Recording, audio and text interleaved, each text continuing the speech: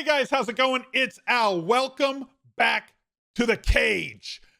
Week 1 of Draftkings NFL DFS, and I'm going to bring Lord Reebs. Rich Hribar is going to step into the cage to go 1-on-1 with the pretty okay one, and we're going to see who wins this head-to-head. This cage match is a little bit different from the other head-to-heads that you might have watched in the past on DraftKings. If you guys play a head-to-head against somebody, you can have a lot of overlap. But in these cage matches, these head-to-head battles, there is no overlap. We draft these using the salaries on DraftKings, but we do it in a snake draft sort of manner.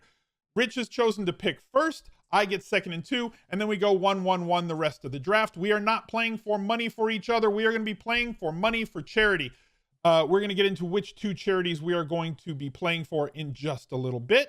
I wanted to say thank you. If you guys are new to the channel, drop a like, subscribe, hit that notifications bell like all of the people in the Noti gang, and let's get to the video. He's a legend.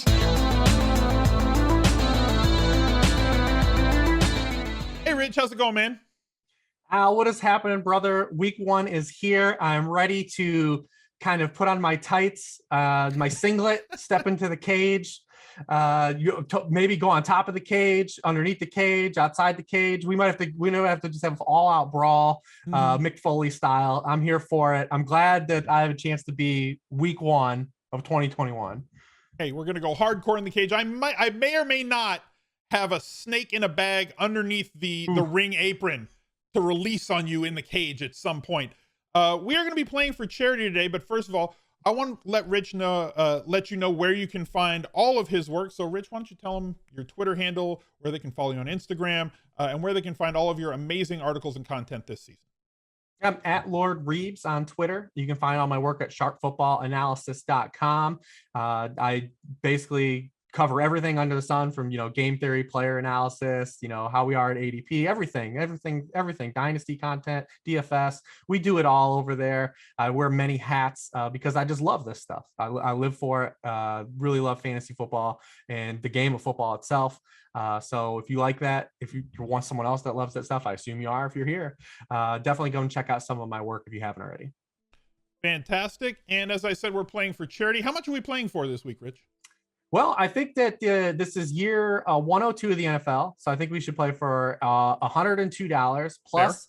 Fair. I think we should do a bonus of, I believe, $5 for point differential of the score. Okay. I don't know if anyone's ever pulled this out. No, but I'm brand new. So $102 base plus $5 for every point differential. Okay, so if Rich wins, I'm going to be donating $102 plus $5 per point in difference between our 2 lineups to Direct Relief. Healthy People, Better World. They deliver relief to basically anywhere in the world that needs it. Doctors, foods, masks, whatever. 80 plus countries in all 50 of the United States. This is a charity that is close to Rich's heart. Rich, you want to talk a little bit about Direct Relief? Yeah, especially with what's going on. I think, with Hurricane Ida, and it's already impacted the first week of the NFL season. We have a lot of, friends and family, definitely on the coast. So I think it's very topical it's very timely to kind of, tie this in to be the charity of choice. I've done a lot of background research on them too. And they're number one. They don't use any of their funds outside of just what goes into their actual products. So screen them. Number one charity of choice, I think, for providing folks that have been impacted by Hurricane Ida. So that's where we're going to go, in the direction we're going to go. Awesome. I will be playing, as always, for No Kid Hungry. We have a campaign. If you look down below in the description and you click Show More, there will be a link for both of these charities. The link for No Kid Hungry goes through Tiltify for me. And we have a goal on the channel this season of raising $25,000 as a community. I will be matching every $5,000. I will be matching that donation amount up to $25,000. Our campaign ends on December 31st at the end of the year. So let's see if we can't be a part of something that's bigger than ourselves and together do something that's absolutely amazing. So hopefully I can absolutely curb stomp Rich in this cage match and really get some money flowing to No Kid Hungry. So support both charities. Go check them out. Give where you can. And in addition to all those donations, 100% of the ad revenue raised on this stream, on this Wednesday stream, this Wednesday video every week for the cage match at the end of the year will also be sent over to No Kid Hungry. So we're trying to do what we can, where we can, with what we can. But Rich, you're on the clock. Who's your number one pick and why? All right. So I told you I had about two directions where I was thinking about taking this. Like there's kind of two builds in my head I want to go with. And one player kind of was the anchor of both those teams. So instead of kind of throwing caution to the wind and seeing if you took this player first, which I don't know where you're leaning, I'm going to take my anchor first and let you kind of steer where I go. So I'm going to go ahead and lock in Alvin Kamara. He is not in the five. He's not a 5-box checker. So I'm going to give you an advantage too by taking him earlier because he is not a favorite, but he does check all the other boxes that we look for. I do wish this game was still on the fast track in New Orleans, but like I said, Hurricane Ida is impacted. It's going to be in Jacksonville. I'm going to choose Alvin Kamara for a couple of reasons here out of the gate. One, he is a little bit cheaper than the 3 alpha dogs, him, Kamara, and Dalvin Cook. So he saves me a couple pennies. And then you talk about just kind of the situation Alvin Kamara has been placed in now over the course of the events of the summer, of one being Michael Thomas not being active in this for the first 6 games now on the PUP. In games that Michael Thomas was inactive a year ago, Alvin Kamara had 24% of the team targets, which is an absurd number for a running back, averaged 8.6 targets per game. Also, I'm not really worried about him being a dog necessarily because in losses last season, Alvin Kamara averaged 9.8 targets per game. And that includes a 10-target game from Taysom Hill when everyone believed that Taysom Hill wasn't going to throw to him anymore. Again, it was just game script. The reason he wasn't getting those touches, and the Kendall Hinton game should be stripped from all the record books of the NFL history. It shouldn't exist. And then matchup wise, he's facing a Packers team that one is openly Mike Patton is not cared at all about stopping the run or limiting running back, production. They're kind of like the Chiefs in that regard. Like they're trying to script you out of the run. And if so be it, you're going to like lean on your run game and your pass catcher. They're going to let you do that. He had 197 yards against the Packers last year, 2 touchdowns, 19 touches in this game. So he caught 13 of 14 targets in that game. Now we do have Jameis Winston taking over. Will there be any type of, of impact there? I'm not really sure, but I think he's just going to be leaned on. He's going to be the focal point of the offense in this game, no matter what, hook or by crook, no matter what the game script is. So I'm going to lock in Alvin Kamara. Fair enough. So let me take a look at your team over here with Alvin Kamara. He's one of my favorite running backs this week. He was on the cover of First Look. As you said, everything about him, 100% true. This is a weird week for daily fantasy, I guess. One, because week 1's always a weird week, and there's typically more value, but that value usually exists between 4,000 and 6,500. But there's so much value this week that I don't need to worry about value with either of these 2 picks. So I'm going to lock in at least one big dog with my first pick, and I'm going to go CMC. Guess what, guys? He's still good at just about everything. And again, as Kamara is, he is a game flow, game script, independent running back. If they get behind in this game, great. They'll just throw the ball to Christian McCaffrey. And if they're ahead in this game, great. Christian McCaffrey probably got some balls thrown to him, and he probably scored a touchdown or 2. So I'm going to go with Christian McCaffrey. Not scared about the volume. Not scared about, they had pieces of this team, but what about Sam Darnold? The Jets have been a little bit tougher against the run. He's such a dynamic running back that 25 points is probably around his median projection. Most weeks with a great chance of over 30 points anytime that he takes the field, especially with PPR and bonuses on DraftKings. Now, I think I can do it, but I'd be remiss if I didn't try. I want Dalvin Cook to pair with him. I'm going with Team Jam him in the cage the first week out here. Dalvin Cook at 9,100. 4 boxes checked, but not 5.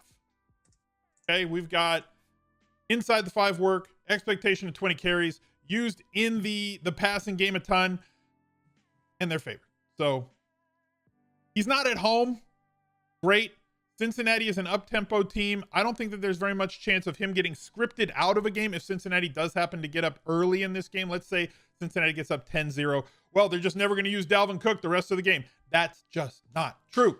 Dalvin Cook is going to get a heavy dose every single week, and anytime they get inside the 10, and more importantly, inside the 5, Dalvin Cook gets absolute metric ton of usage. So I'm going to start with McCaffrey and Dalvin Cook. I'll figure out the value later on because I believe that there is enough for both of us to have enough to eat It's going to be an interesting cage match, but I'm going to kick it back to you after I start with those two absolute monsters. Yeah, I love that. So one of my builds was Team Jammin with Dalvin too as well. I love Dalvin this week, and he's not going to slide under the radar. So you look at Cincinnati; they allowed a league high 4.6 explosive runs per game last year. 55% of the rushing yards they allowed last season was on explosive carries. It was the highest rate in the NFL. Dalvin Cook was second in the NFL behind Derrick Henry in yardage gained on explosive runs. So I love that, and then plus the injury to Irv Smith also impacts Dalvin Cook. I mean, Tyler Conklin and the ghost of Chris Herndon that they've traded for, there's still a lot to prove there. So it could equal a couple more targets too for Dalvin Cook this season. Maybe get him over that 4 reception per game kind of threshold that he's kind of has been elusive to him early in his career. But I love that. That's where I was going to go. If I had the second pick was going to be Team Jam Mim. So I wanted to see if you would do it or go value. So now it's back to me. So I'm going to go with one of the value plays. I'm going to try to lock in one of my favorite value plays, and it's going to be Rondale Moore at 3K. We've got 3 rookie wide receivers at 3K. And I think Rondale Moore has the best mix of floor and upside of all of them. I think that there's a downside to the other 2 guys, Terrace Marshall and Elijah Moore, but there's a ceiling for those guys. But I think when you have Rondale Moore, he's a guy that obviously the Arizona Cardinals have tipped their hand on how they're going to play him. He was targeted 8 times on 32 routes in the preseason. He also had 3 carries for 25 yards. Very similar in terms of usage to Deebo Samuel, Laviska Shenault, freebies in these PPR formats. You're going to get a lot of freebies, jet sweeps, screens, Y mesh, which Cliff loves the spam. The horizontal raid loves Y mesh. So we're going to see a lot of very short, low ADOT completions to him.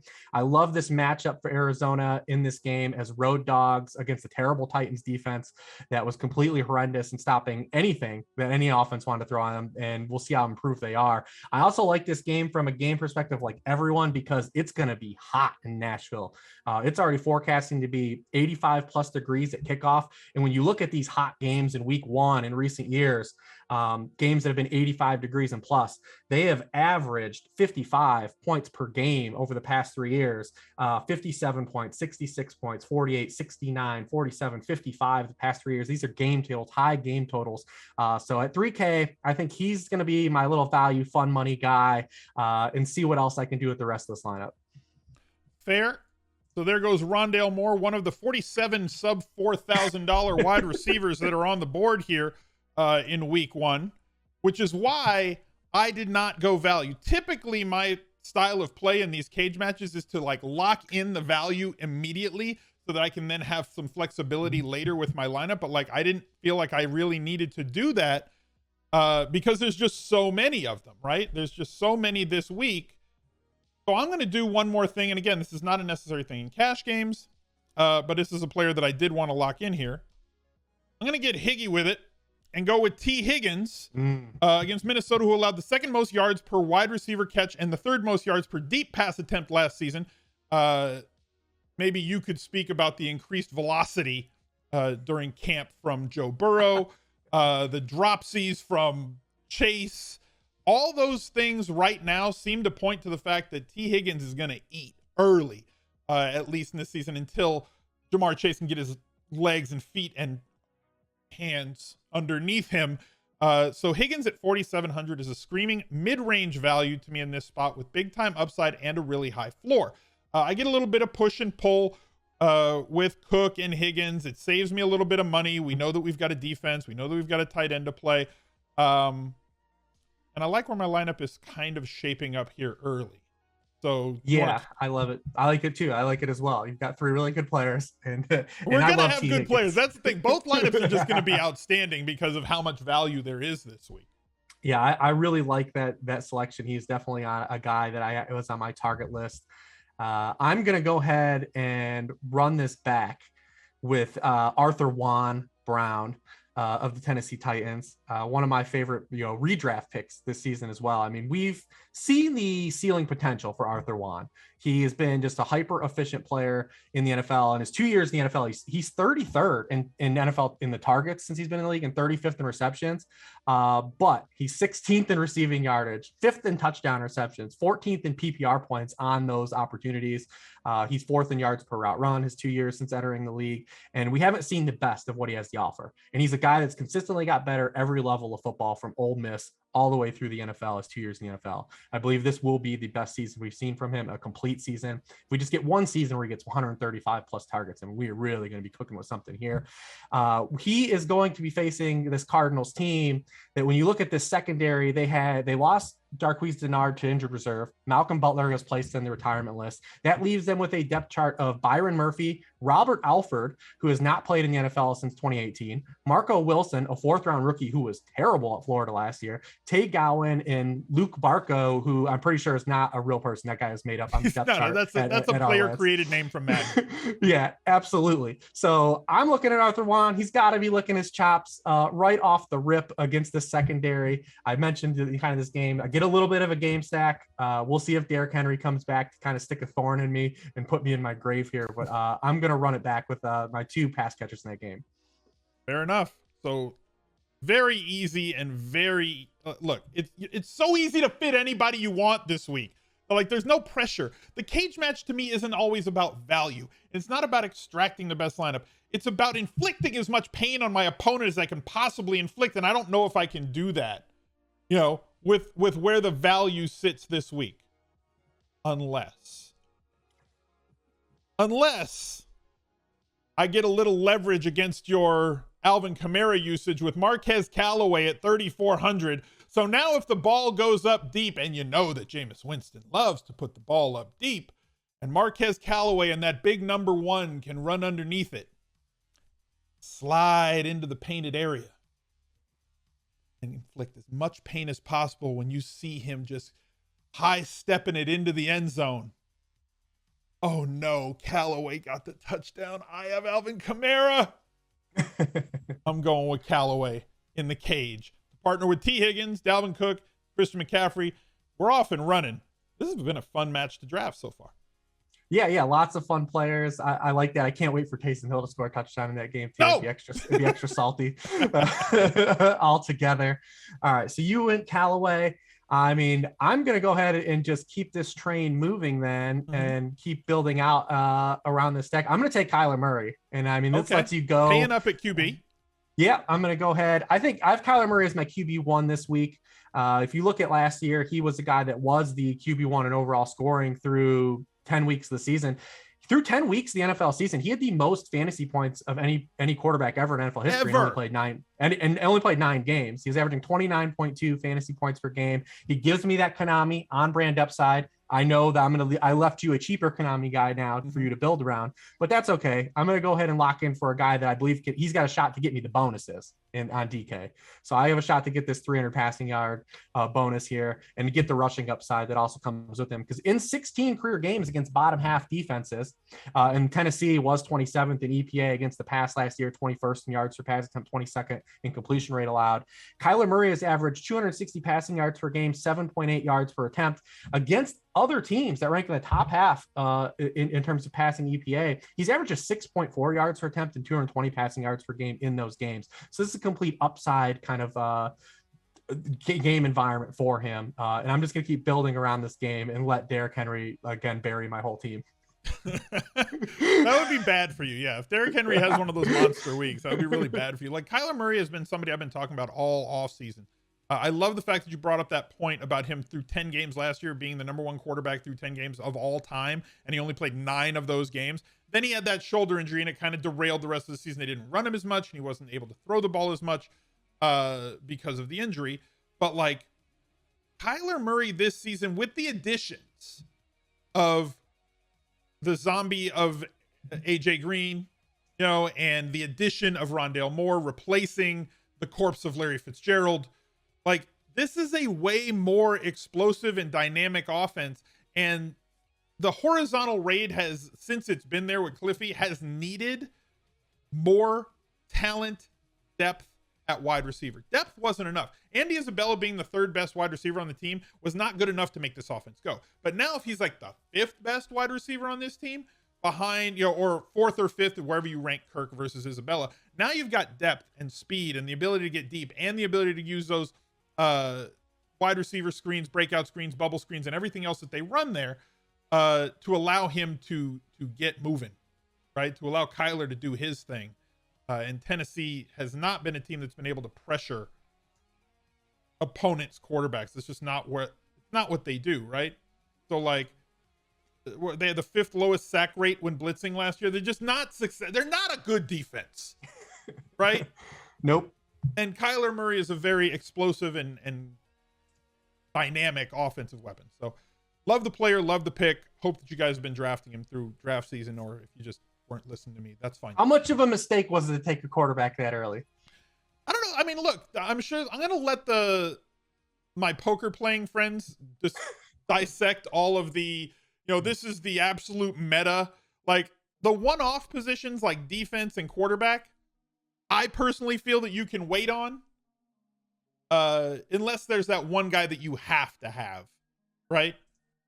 In the cage matches, because like now I don't need to draft a quarterback until like my last pick, right? So I can just fill up elsewhere, which makes my life really, really easy. I still need value.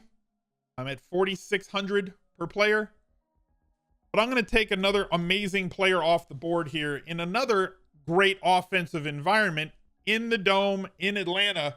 Kyle Pitts is only 4,400. He probably should be well over 5K, not 6K range, but probably should be like 52 or 5,300. So I think that he's like 900 underpriced this week. Projects to get an awful lot of 20 to 20 targets, right? He's going to be very involved in the passing game for Atlanta on a team that does throw the ball a ton.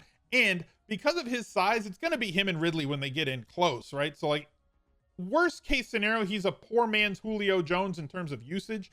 On this team, I don't expect him to get the usage that Julio Jones got last year. But like if we're getting 6 to 8 targets every week from a tight end, that's really good usage. And that shouldn't be 4,400 in week 1, considering his touchdown profile and his athletic upside. So I'm going to lock in Kyle Pitts, what I think is the best value play at tight end on the week at 4,400. It doesn't save me very much money versus my remaining average salary per player, but it blocks what I think is a really good play from you. There's still other great plays at tight end that he can go get. There's many other guys out there for Rich to pick from. I know that he's got one just sitting up his sleeve. And it does take away kind of a one-off play because people don't typically play 2 tight end in the cage.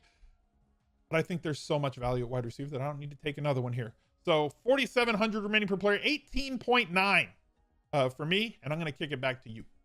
Yeah, I love the Kyle Pitts play on DK, especially just because this could easily be the cheapest he is the rest of the year. Oh, 100%. Like very easily, especially out of the box. I mean, in this matchup really kind of I think suits him as well. The Eagles linebackers were not good in coverage last year, and they really haven't upgraded in the position this offseason. The only thing they've done is they're going to have a scheme change under Jonathan Gannon. They're going to play a lot more cover 2 and a lot more zone, but that doesn't, that's not going to really impact you at 4,400. You're going to get a lot of catches and a lot of upside at that price. And we could see him, we could see him probably push 6K, right? As early as week 2, like barring what happens, the outcome, he's going to be so rostered. So ownership's going to be high. And if he hits at that ownership, it's just going to bump him up so much higher. I don't think we see him under 5K for the next month.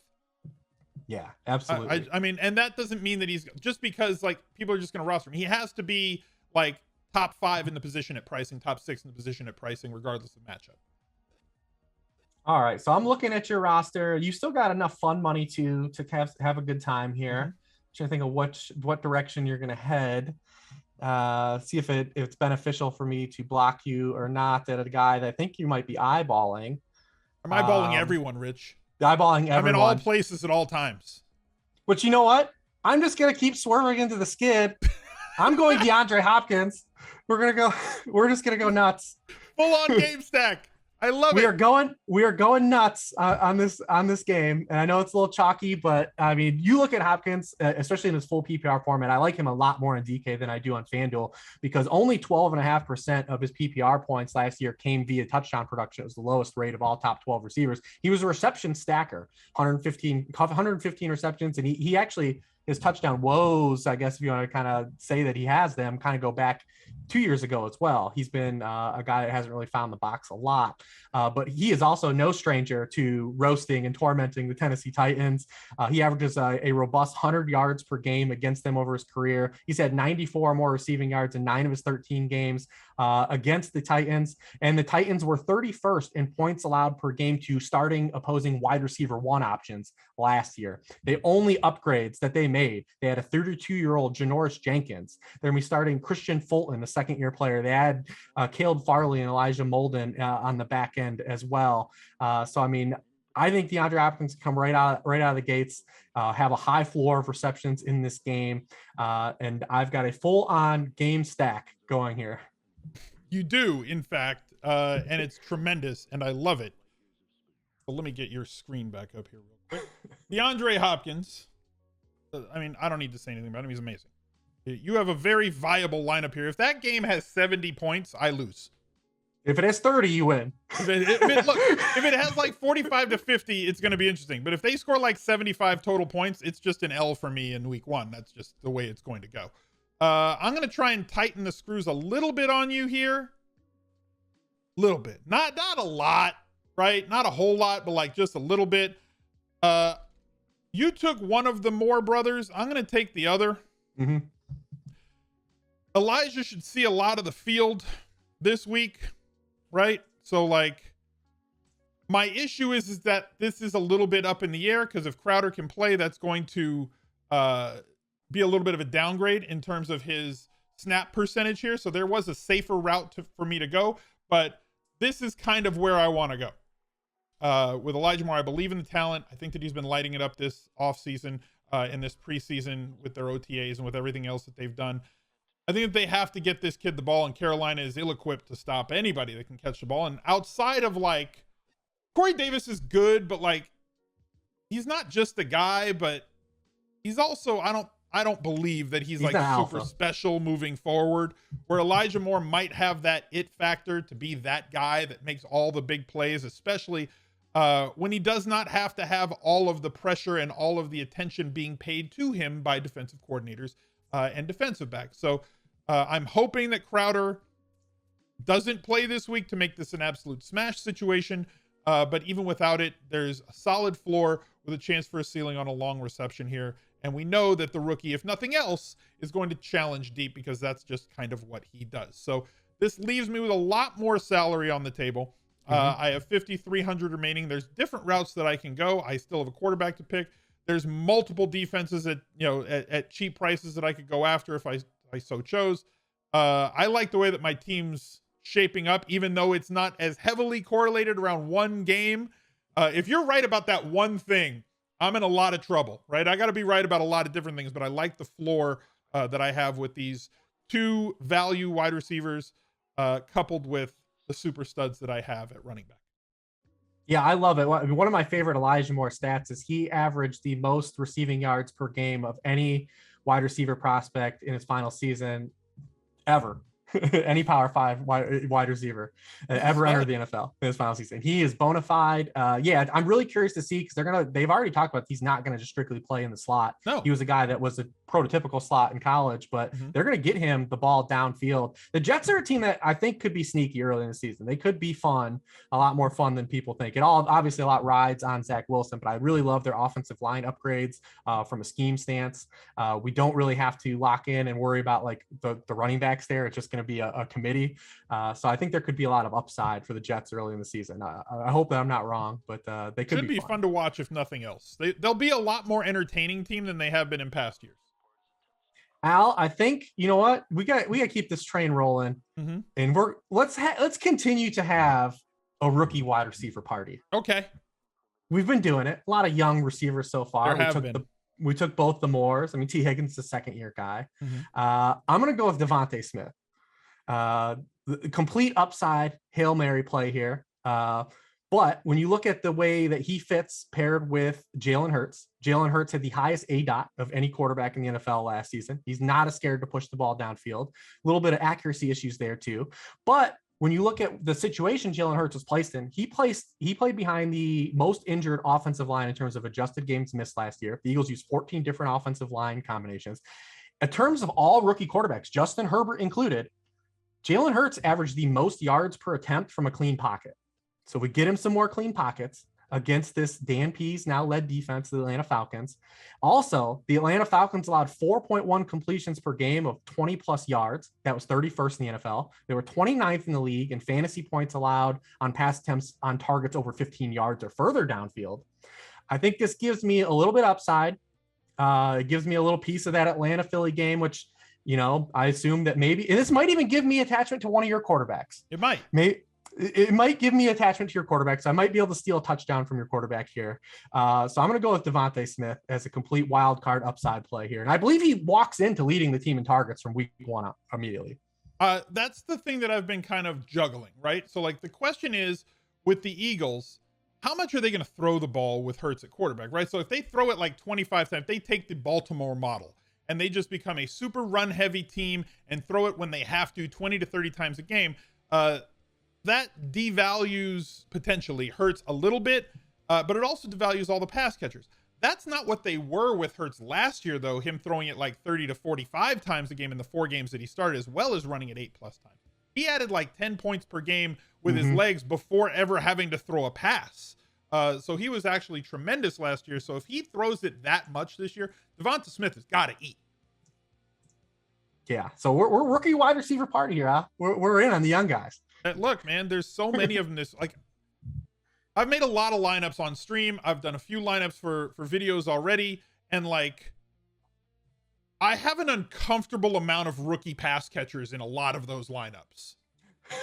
Like, it's an uncomfortable amount. Like, I typically steer clear of rookie pass catchers because they've been so spotty, but like these guys are in positions where they're going to get a large share of the targets on their teams this year. So like, I just don't avoid volume, and that's where the volume is right now. And we want to have fun, man. It's just more fun. So you may have taken away a correlation from me. You may have. Let me see what you have here. You have a tight end. I'm not going to block you there. You have a running back. I may block you there. And you have a defense. So we're at the, and you can't take a quarterback, so I can wait on that.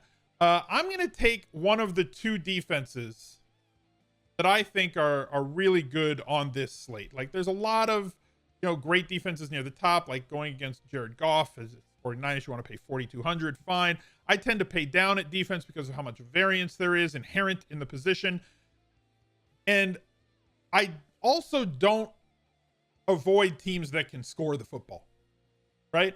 So whilst every touchdown that a team scores subtracts points from you, the best chance that you have to score defensive points is when the opponent drops back. You don't want to play defenses against running teams that aren't going to score and aren't going to run all the plays. I want to play a defense against a team that is going to run a lot of plays and is going to drop back a lot and is going to let their quarterback get hit and does have a bad defensive line versus offensive line mismatch. Which leads me to the Indianapolis Colts playing at home against the Seattle Seahawks. I'm going to go ahead and plug them in. Hope for a few sacks in this game. Maybe I can get a pick. Yes, Seattle's going to score. But if they can get a whole lot of pressure, there is another defense that's really solid in this spot. But give me the Colts at 2,300. Possible touchdown return here. How do you feel about the cheap defenses on the board? Yeah, I think there are quite a few here that look really solid. And when you look at Seattle in terms of, Russell Wilson doesn't throw a ton of interceptions, but in terms of negative plays per game, which you get fantasy points for, sacks plus turnovers, they had the 9th most per game in the NFL last season at 4.2. So the points don't matter. The touchdowns allowed don't matter. You're just looking to rack up a couple sacks, maybe run into a turnover. And, albeit if you somehow run into a defensive touchdown, you're looking really golden here. So I have no problem with that at all. Okay. Going back over to your team. Let's see where I'm at. I need a running back. You got 3,800 per player, but you do have a defense, so that's right. Going to bump you up a little bit there. You got a tight end and a running back other than that defense. Well, I mean, the rest of you can't take a tight end and you can't take a defense. So I might as well, I guess, take my running back. You can. I have a flex available. It would potentially block me from getting somebody. I doubt you're going to go in this direction for tight end, but I don't know if you're going to block me at running back, though. I don't think there are 3 running backs I like in the same area of pricing. So it's got to be in this range between like 5,500 and 6,500. Yeah. So, I mean, there are 3 guys that I'm looking at. I'll just kind of see what happens. I'll take my tight end. I'm going to go wild card here, and I'm going to basically punt the position because you took the one value play, and I obviously can't pay up right now. And I'm going to take Tyler Kroft. Ooh, I thought you were going to go Conklin. You said Tyler. I didn't. Yep. There's 2 Tylers at tight end. Yep. I actually have no faith in Tyler Conklin at all because he's a guy. Tyler Conklin only has 2 career end zone targets, and I still think that role isn't really going to exist for him. I think that he stays in his role, right? Like Tyler Conklin's going to play the role he had. That's why they got Chris Herndon to fill the Irv Smith role. So I still believe that he's going to be kind of into that position. But I'm going to take some of the narrative cheese on the situation that opened up for Tyler Kroft. I actually believe he's going to be a part of the passing offense. Look at everything they did, the signals they sent us. They traded Chris Herndon. Mm-hmm. They cut rookie Kenny Yeboah. Mm-hmm. Like he's going to be a part of the offense. He's going to be on the field for a ton of snaps, and he's on a road dog. So there's going to be dropbacks in this game. He's got a little bit of touchdown equity because the Jets have no clashers, right? Like when you look at this Jets receiving core, Jamison Crowder, Elijah Moore, and Corey Davis, there are no clashers here. There's no red zone alpha. So they're very small. We might be able to steal one. We might be able to steal a couple end zone looks here if we get a couple. Tied to rookie quarterback, but it's just an all-out complete punt, which I don't mind on DK because he just gets a couple grabs. Maybe he gets in the paint. I get a little value at my 2,500. So I'm going to go ahead and take there. Tyler Kroft, probably the only time he'll be selected. Look at that photo of Tyler Kroft. Look at him. I know. Look at this guy. How do you not take him? Look at the rosy cheeks. He's delivering milk to people's houses. He is. You know, he was like the largest paper boy of all time when he was like a kid, right? He was like 6 feet tall at 8 years old, throwing a paper. Here you go, Miss Jackson. That leaves you with 4,400 for a defense and a running back, 8,900 in total. So you've got plenty of money to spend and plenty of running backs in that price range. I kind of feel like I have an idea of where you're going to go, but I'm going to go somewhere else. I have 6,800 left. You've been tipping off that you felt that I was going to go for Jalen Hurts, who I really, really like this week. But I'm going to try and shoot for the moon here. So you took the correlation away. And again, if Hurts throws a touchdown, it's Devonta Smith. It's kind of me like spinning my wheels. So it's not really the route that I want to go. But there is somewhere that I can go that's going to be a little different. And it's Steph Diggs in the flex against Pittsburgh. Yeah. I'll let chat figure out how much money I've got left and where I'm going to go a quarterback after this, but that leaves me with $6,000 for a QB when it comes back to me. Steph Diggs is a monster. He's an American hero. He wears the red, white, and blue. And he's going to be my flex in week 1 in the cage. I mean, you can't go wrong there at all. A player that he's the only receiver to score double-digit PPR points in every single game he played last season. 6 or more receptions in every game but 1. Yeah. We know what we're buying here. They throw the ball a ton. Like, Pittsburgh's defense is not going to be as good. Plus, correct me if I'm wrong, but Steph Diggs is an Al Smizzle $1 million hero as well. That's why he's the American hero. That's why he is an American hero, because in 2016 in week 2, he was the late swap that propelled me from 1,000th in the Millionaire Maker to first place when he made that last first down catch in the 4th quarter against Green Bay. Yeah, I figured. Yeah, so I mean, you can't go wrong. You've got to run him back week 1. He deserves it for the brand, baby. That's beautiful. I love it. You have like absolute haymakers. Like I've got to avoid like absolute. Just Gibraltars, PPR Gibraltars. I have to sit there in my office. I'm going to make you watch that game. I'm going to make you watch that game's going to be on the TV, on one of the 4 TVs in the office, and I'm going to have to watch that game and worry every time they're going to score a touchdown. Yep. So make your last 2 picks, because I can't block you on either at this point. So give me your last 2, and then I'll get my last one, and we'll wrap it up. So I think a lot of people are expecting me to go Joe Mixon. There's 3 running backs, I think, in a row here. I could go James Robinson if I wanted to, but I'm not. I want to have fun. I'm going to take Najee Harris. Ooh. Because I think that this game has way more potential to pop than the other 2 games, Houston, Jacksonville, and Cincinnati, Minnesota. I'm also really worried about Cincinnati from a stance of how do they adjust for this Joe Burrow injury in the opening part of the season? Because Joe Burrow was the quarterback that took the most percentage of dropbacks with no protection, just the 5 offensive linemen, no one helping in, just empty.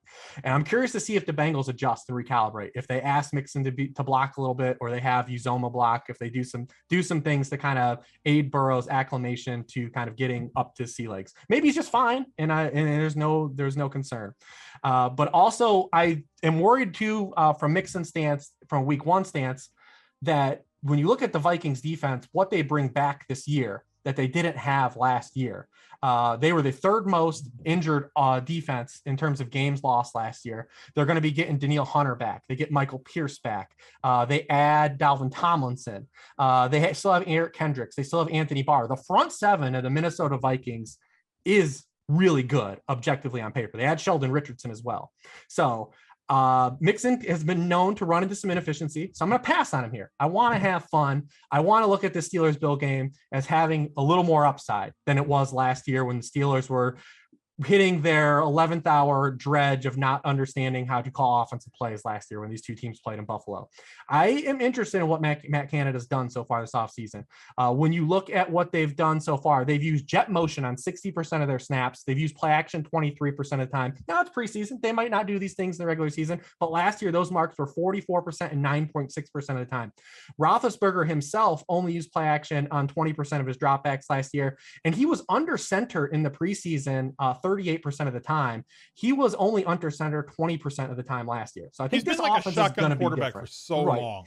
So I think I like some of the wrinkles Matt Canada is bringing to the table here. Now the offensive line still going to be inefficient. It's going to be a problem, but that's how you put a little lipstick on the pig when you have offensive line, right? You run play action, you run jet motion, you kind of create these things. Najee Harris is a guy that they've tipped their hand. This guy's not coming off the field. Ever. He is going to be on the field in a potentially high-scoring game where the Steelers are on the road and have to chase points. Also, Najee Harris, for being a 245-pound back, has legitimate receiving chops. He had 43 receptions his final year at Alabama. Only Saquon Barkley and Steven Jackson caught more passes in their final collegiate season that were over 225 pounds than Najee Harris. I want to have fun. It gives me a little bit of game stack with you, I guess, with Diggs. I want to have fun. I've got a couple rookies. It's volatile, but I want to have fun week one. Look, man, sometimes they offer you a boat and sometimes they offer you a mystery box. And anything could happen in the mystery box. It could even be a boat. So you've got a lot of guys that might be boats here with Harris and Moore and Devonta Smith. But like you said, they're really fun plays. And like drafting rookies that are from Alabama, not usually a bad way to go. Those guys have talent. And now they have talent plus a lot of volume in week one. Which defense do you want to end with here? You got 2,600 left. I think I know where you're going to go. Do you? What's your guess? My guess would be the Bills. It's not going to be the Bills. Ooh. All right, because Pittsburgh's one of those teams you talk about. We want negative plays, right? Yeah. Pittsburgh was second to lowest in the NFL in giving negative plays to defense, sacks and turnovers. Only Green Bay was better. That ain't going to take no sacks. He might throw you one, but they're not a team that I like to play defenses against. Interesting. But a defense that you probably aren't expecting me to take is the New York Jets. I was not. Yes, I'm going the New York Jets because when you look at this matchup against the Carolina Panthers, if you thought Sam Darnold had problems seeing ghosts with the offensive line the Jets had, just wait until you see what he does behind this Carolina offensive line. They are already going to be missing starting left guard John Miller, who was unvaccinated and is out during COVID. They signed Cam Irving to play left tackle. He was 76 among all 89 qualifiers at left tackle in terms of pass blocking. They signed Pat Elflein. He was 78th of 86 qualifiers at right guard, and he gave up a pressure on 10% of his pass blocking snaps, which is the fourth highest among all guards, right or left in the NFL last season. Sam Darnold will take sacks. Sam Darnold will throw interceptions. I like this because the Jets' strength on defense, their secondary is awful. They're going to give up passing yards, but they've got interior pressure creators. And they're going to be a big time problem up front for this just makeshift Carolina offensive line. I think I'm going to get some sacks. I think I'm going to get some turnovers from Darnold, complete wild card play that out of the gate that you didn't see coming. I didn't see it coming, but I love the explanation, and it makes a whole lot of sense when you break it down that way, which is why I like having really sharp people doing analysis on the show. Never mind. Jets are your defense, 2,400 out of the blue, coming back to me for my final pick. If you have not figured it out already, that leaves me 6,000. I'm going to go with Matt Ryan. Yes, he's a statue. Yes, I prefer to play running quarterbacks. And there's definitely a peak in a valley when it comes to Matt Ryan between his ceiling games and his floor games because of the fact that he can't run or add anything with his legs. So, like, if he can't complete passes, it's a problem. He requires efficiency, but he's been an extremely efficient quarterback over the course of his career. Now he still has a very viable pass game option. in Calvin Ridley, who I think has a very good chance at ending the season as the wide receiver 1, as well as Kyle Pitts, who's a very talented pass catcher in his own right, Mike Davis or Gallman out of the backfield, whichever one is on the field at that time, both capable pass catchers as well. Leaving me with Matt Ryan in what could be kind of a sneaky shootout here, one of the higher total games on the slate, and I have the correlation with Kyle Pitts as well. Ending with Matt Ryan, McCaffrey, Cook, Higgins, Callaway, Moore, Pitts, Diggs, Colts defense. The one weak spot for me, I think, is this Elijah Moore play. I love the talent. I'm banking that Jamison Crowder won't be back to give me all the floor and upside out of this play. Otherwise, it's a little bit thinner than I would like, but he was the minimum salary guy that I liked best considering the situation.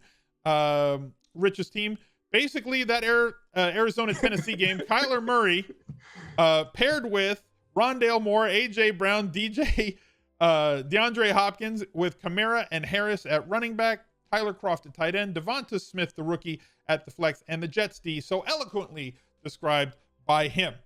Rich, thanks for being here. I'm glad that you joined the show. I'm glad that I could get you on the cage match. We're going to have to do some more off-season stuff as well this coming, instead of the one video. We're going to have to work in a little bit more of a content schedule in the off-season, preparing for 2022, if that's okay with you. Yeah, absolutely. I've already kind of, sung your praises, pre-show. Definitely love working with good people that are energetic and, have their eye on the prize of creating fun content. So I am always welcome to work with those kind of people. So I hope we get a chance to do it again. I had a lot of fun. I hope that there aren't 30 points scored in that Tennessee game. But if not, no kids will go hungry. No kids will go hungry in that case. Now, look, make sure that you check down below in the description. Both links to both charities are there. If you want to be a part of something bigger than yourself, give to either or one or both. If you can, definitely go look up Lord Reeves on Twitter. Give him a follow and go check out all the stuff they have over at Sharp Football Analysis. Until next time, look out for another video. Bye. He's a legend.